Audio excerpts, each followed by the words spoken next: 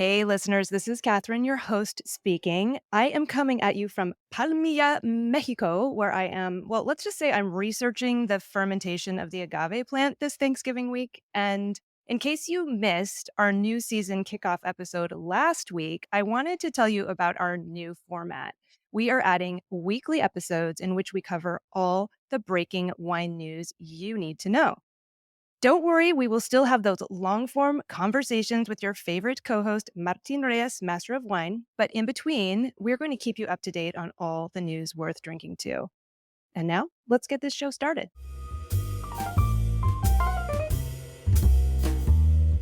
All right, guys, I have a game for you today. Producer Nick Toole, what have you cooked up for us? I have a game called Vino VIP. And I've been reading a lot about celebrity wines. Seems like a lot of celebrities have a lot of wines. And so I'm going to read you guys the name of a celebrity wine brand, and you're going to tell me the celebrity behind that brand. All right, let's do All it. right. Okay, here we go. Sun Goddess. Sun Goddess. So I'm just envisioning Rihanna, but I have no idea. I would say Rihanna, you've entered the right job. Okay. Ruby? Lady Gaga? No, you're slipping a little bit further away. I'm going to give you a not so great hint. It's a line of Italian wines. Italian. Lady Gaga's Italian, isn't she? Yeah, I think you're right. I have no idea. It was named after a nickname given to this person by her mother, and it is Mary J. Blige. Oh, okay. There we go. Sun All right. Goddess. Yep. But let's get to the actual news.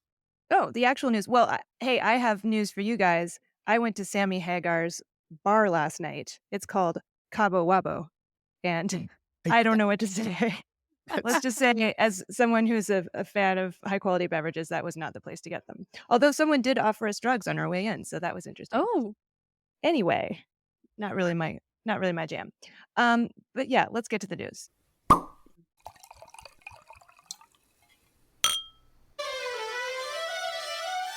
Low-calorie wines see growth while the rest of the industry shrinks. Glass bottles are getting slimmer and cleaner. Dozens of new Criolla grape varieties are discovered centuries after their ancestors arrived in South America. And Chardonnay, the new low-rise jeans of the wine world, is hot once again to the tune of $400 million. That is the wine news we will be covering this week, and this is the Foretop. And now a quick word from our sponsor.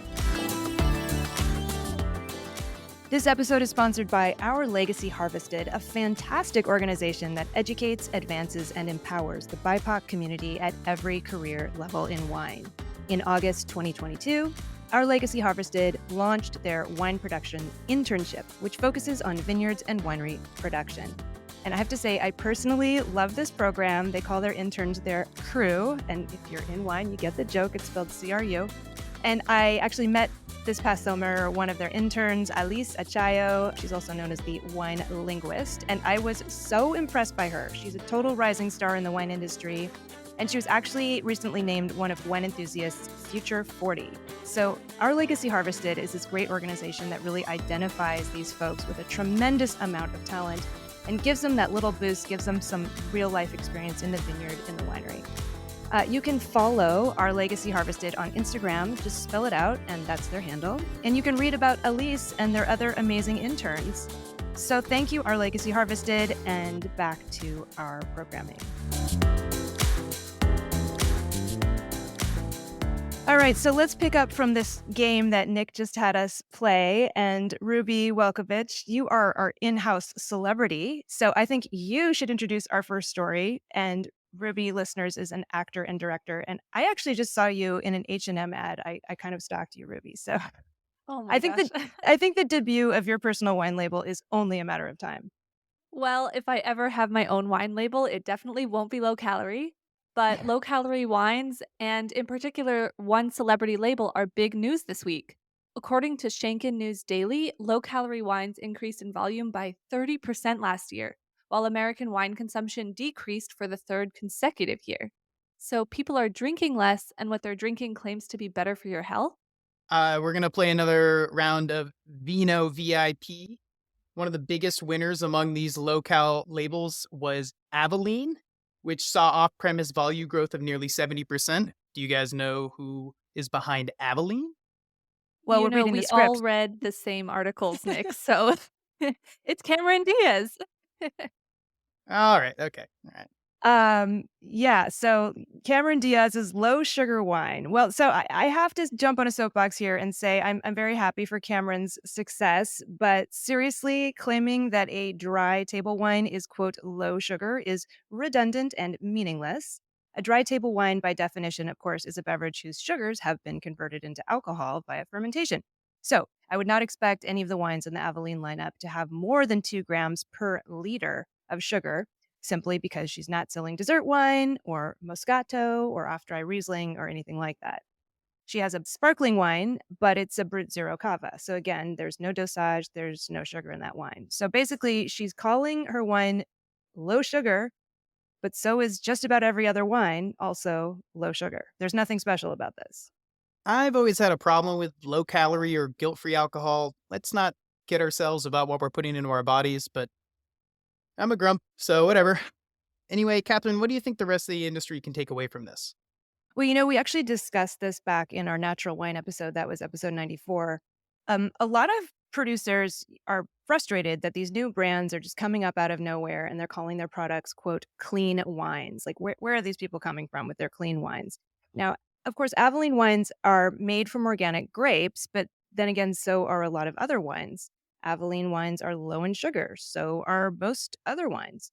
But it seems to me that instead of kvetching about this, more wine producers could just take a note from Cameron Diaz, like take advantage of the truth and advertise it. I think there's this hesitation in the wine industry to promote your own product in any way other than maybe sharing critical scores. But if your wine is dry, hey, producers, just go ahead. You can use terms like clean and low sugar in your marketing materials. You're not going to be breaking any rules. Get on this trend. Appeal to millennials. Right, guys? Nick and Ruby, are you guys millennials? You're millennials, right? Sure am. It's me. And hey, New Year's resolution season's right around the corner, so position your wine as part of that 2024 weight loss plan. Speaking of weight loss, folks, we have some exciting news on the glass front.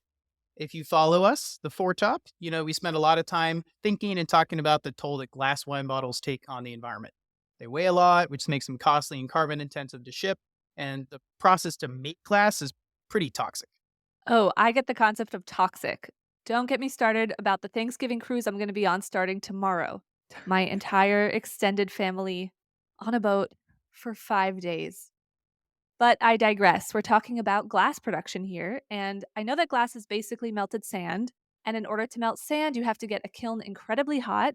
And in order to achieve that heat, you need to burn fossil fuels, which releases CO2 into the atmosphere. That's right.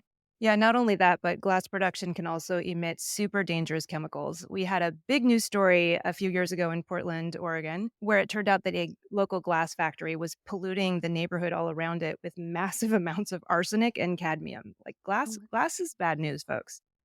Yeah, it's super cool. I work in beer production. I regularly fill like 100,000 plus bottles with beer each week, so feels good to be part of the problem, I guess. But Nick, you sent us a promising news story this week. It sounds like a French wine bottle producer, Saverglass, has been testing hydrogen combustion and is seeing promising results? Yeah, hydrogen is in the news for a lot of reasons recently, but just this week, Sabre Glass announced that they've been testing that hydrogen combustion, and it's great news for wine regions and businesses that are working toward a carbon neutrality goal. It was previously thought that hydrogen just couldn't get hot enough, but new melting technologies have changed this thinking, which is pretty exciting. Yeah, I'm really excited to hear this. I remember reading over the summer that Schott, the German manufacturer that makes those elegant Schatzweisel wine glasses we all love, had actually successfully produced glass using 100% hydrogen as a fuel source. But stemware, of course, isn't the big polluter of the wine industry. Bottles are. So this is really exciting news. There still is a sticking point because the source of most hydrogen has until now been fossil fuels, but that's changing right now. The future is apparently green hydrogen, which used to be prohibitively expensive to produce. But new green hydrogen plants are coming online around the globe right now, and prices are dropping. But don't try making green hydrogen at home, folks. It's produced by running an electrical charge through water. I would make a joke about dropping a blow dryer into a bathtub, but that's just a little too dark. Hey,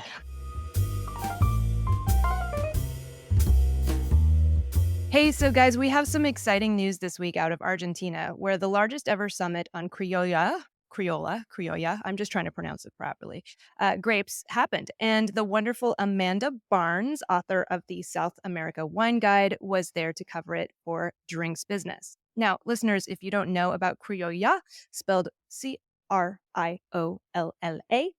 its name comes from the term criollo, which is like the French term Creole. It basically means Spanish American. So, this is a family of South American grapes that grew out of Spanish colonization, dating as far back as the mid 16th century. Right. And last week, research teams announced that they had identified 60 different Criolla varieties, 36 of which were new discoveries in Argentina, and then 86 different Criolla varieties, 43 of which were new discoveries in Chile. It's a lot of grape varieties. Yeah, I mean, the legacy of colonialism was, not so great in most cases around the world. But in South America, it did result in these interesting grape varieties like Torontes, the aromatic white, and Pais, which for many years was kind of a village workhorse grape, was used for bulk wines, but recently has come into its own. Now, many of these Criolla grapes have clear Spanish heritage, but interestingly, for some of them, even DNA testing is inconclusive. And I will say, I just love following these mystery stories in which we have to kind of unravel the mystery of what the heritage of a grape variety is. And I think it's a fascinating reflection of the way in which the wine industry is a reflection of globalism. Absolutely. Those 16th century conquistadors were just like, we want to get drunk, so we'll throw some grapevines on a ship from Spain and plant them here. And 500 years later, there are scientists studying this stuff. I mean, it's pretty amazing that they're testing DNA. Yeah. Who would have thunk? Well, folks, we have one more shout out here to our episode sponsor, Our Legacy Harvested. Founded in 2020 by friend of the pod, Tiket Bramlett, Vice President of Chosen Family Wines. And Tiket is the first Black woman hired to oversee a winery in the United States. Our Legacy Harvested educates, advances, and empowers the BIPOC community at any career level in wine. Just go to ourlegacyharvested.com to learn more, to donate, and make sure to subscribe to their newsletter so you can find out about their very fun public events. They do these in the Willamette Valley. The annual block party in McMinnville is fantastic, and I know they have additional events throughout the year. Their fundraisers and events support the nonprofit's long-term goal of building a permanent campus to foster the growing and evolving BIPOC wine community. I think that's just so cool. I love this organization and everything Tiket is doing to make wine a more equitable industry.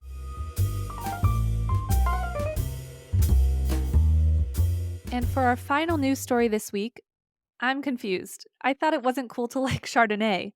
But the San Francisco Chronicle reports that the Napa Valley based Duckhorn portfolio has acquired the Russian River Valley's Chardonnay giant Sonoma Cutrer Vineyards for $400 million. That's just wild. I was reading Janelle Bitker's article about this, and it's clear that Chardonnay-focused wineries are a hot commodity these days.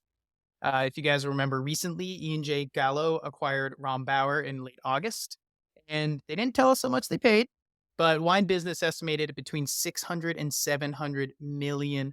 Wow. And keeping with the theme here, I looked up Chardonnay sugar content, and it comes in at 1.4 grams per serving. So that's about 1/26 of a Gatorade. So our moms and our aunts have always drunk Chardonnay, and apparently everyone else is drinking it too.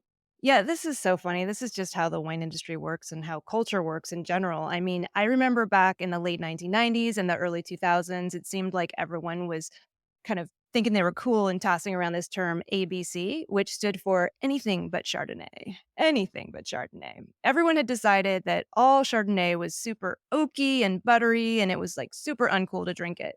But, this was the era of the bistro on every block. And this was the era of Santa Margarita Pinot Grigio in every glass. I mean, people thought they were cool back then because they were drinking Pinot Grigio. And they basically just wanted their wine to taste like water. But, just like with fashion and music, wine trends come and go. And so now suddenly everyone's wearing bell bottoms and listening to Hall & Oates. which were so uncool for so long. So, of course, they're drinking Chardonnay again. But, of course, those of us who are total wine geeks, we all know that Chardonnay was always a standout grape. I mean, I don't know anyone who doesn't love white Burgundy.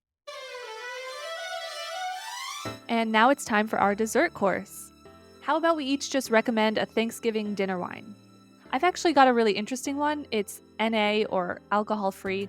I'm not sure it's technically considered a wine, but the brand is Non, N-O-N, and the specific one is Non 1, salted raspberry and chamomile. I tried it a few weeks ago, ironically, at a wine bar, and it's just really nice and sweet and a little bit salty. And yeah, I recommend it if you're looking for something that doesn't have any alcohol in it. That sounds really good. It really it's is. funny you mentioned that. I live with my brother and sister-in-law, which works out better than you might think.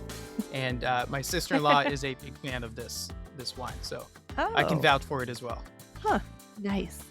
I'm gonna break the rules a little bit.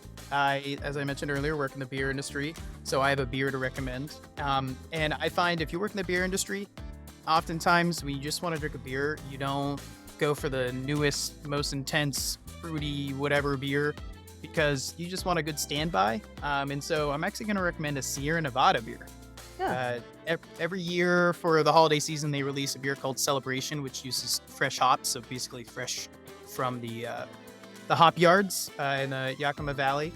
Celebration's great. It's got that like piney resininess that you expect from a West Coast IPA, and it goes really well with a lot of different, the fatty and sugary foods we eat this time of year. Sounds good. Classic American beer. Okay, given what we know about the demographic of our listeners, my understanding is that you all are wine geeks listeners, so I'm not sure that I even need to recommend Thanksgiving wine pairings to you. I think we're all on the same page there. We all know that Gamay is fantastic this time of year, or Gewürztraminer, or I personally would reach for maybe a Lambrusco or a Riesling. These are known to us, but I did want to suggest maybe that we all consider supporting an Indigenous American business this Thanksgiving. And so, of course, I thought of friend of the pod, Tara Gomez. She has a label with her wife. It's called Camins to Dreams. And she does a carbonic Carignan that would kill with turkey, and, of course, her Gamay as well. Wow, that sounds really good. I know, it's making me thirsty. Well, that's it for this week, folks. You can find The Four Top again next week on your favorite podcast platform for more wine news and analysis. I have been your host, Catherine Cole, joined by producer Nick Toole and media and design manager Ruby Welkovich.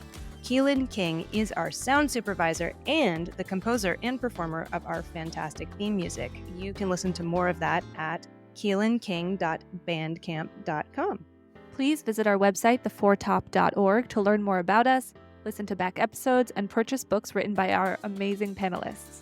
If you have not already subscribed to The Four Top on iTunes or Spotify, please do so and leave us a rating, because every rating feeds the algorithm and helps new people find The Four Top. And from Parnilla, Mexico, I am just apologizing for my bad sound quality, everyone, but this is Catherine Cole signing out and saying Happy Thanksgiving. And from the bustling metropolis of South Portland, Maine, this is Nick Toole signing off. And from Brooklyn, New York, this is Ruby signing out. Stay safe out there, and thanks for listening. And happy Thanksgiving.